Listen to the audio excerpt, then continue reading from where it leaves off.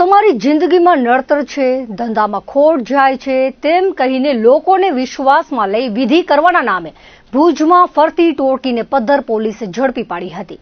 Paddhar PI એડી ખાંટની સૂચનાથી સ્ટાફના કર્મચારીઓ પેટ્રોલિંગમાં હતા ત્યારે અલ્ટો કારમાં 3 અજાણ્યા ઈસમો શંકાસ્પદ રીતે મળી આવ્યા હતા, જેમાં એક વ્યક્તિ સ્ત્રીનો વેશ ધારણ કરેલો મળી આવ્યો હતો। તે લોકો સાથે સંપર્ક કરી પોતાની પાસે વિશેષ શક્તિ હોવાનો આભાસ કરી વિશ્વાસ કેળવી ધાર્મિક વિધિ, પૂજા પાઠ અથવા ધંધામાં બરકત અને જિંદગીમાંથી નડતર દૂર કરવાના નામે પૈસા પડાવતા હતા।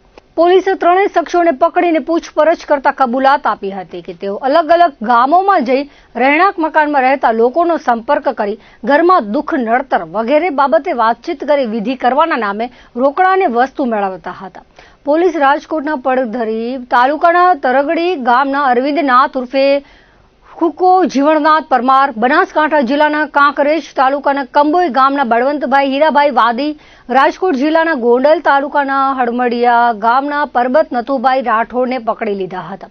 પોલીસે રોકડા ₹17,240 તેમજ 4 મોબાઈલ, ઘી, શ્રીફળ વગેરે મુદ્દામાલ કબજે કર્યો છે।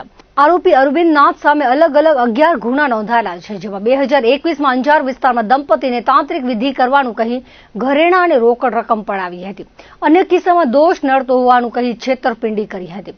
આ સિવાય અમદાવાદમાં માતાની વિધિના નામે 81,000, ગાંધીનગરમાં બાળક બોલતું ન હોય, બોલતું થઈ જશે તેમ કહી 1 લાખની ઠગાઈ કરી હતી। રાજકોટના પ્રદ્યુમન નગર પોલીસમાં 9,44,000ની ચોરી, કુવાડવા પોલીસમાં 10,92,000ની સોપારી ચોરી કરી હતી। મોરબી પોલીસમાં 1,54,000ની દુકાનમાંથી ચોરી કરી હતી।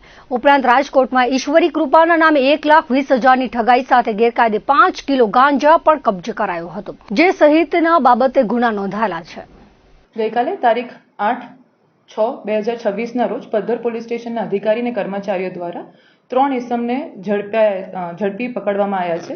એમાંથી એક છે અરવિંદનાથ, જેનું ઉર્ફે છે ભકો, બીજા છે પરબત રાઠોડ અને ત્રીજા છે બળવંત વાદી।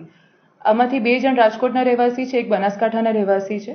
આમાં જે અરવિંદનાથ ઉર્ફે ભકો છે એ આખા પ્લાનનો માસ્ટર માઇન્ડ છે।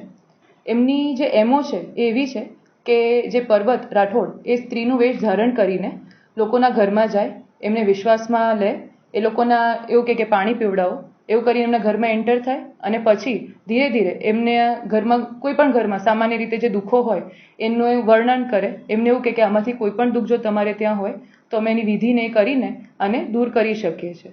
આવી રીતે ધીરે રહીને એમને વિશ્વાસમાં લે અને એના પછી એમને એવું કે અમે નાની મોટી વિધિ અત્યારે કરી આપીએ, એમાં કંકુ ચોખા એવું કંઈ ફેરવે, પોતે ખાઈ જાય, પછી એમને એવું કે ફરી પાણી આપો, એ પાણી એમના પાસે સાકર કેવું કશુંક હોય એ પાણીમાં એડ કરે અને જે ઘરના વડીલ હોય કે ઇન્ચાર્જ હોય એને એવું કે ભાઈ હવે તમે આ પાણી ટ્રાય કરો, અમે આના પર મંત્રને કરી દીધું છે, તમને મીઠું લાગશે। એના થ્રુ એ લોકોને સામાન્ય લોકોને ઉલ્લુ બનાવે છે, એમને અંધવિશ્વાસમાં લે છે।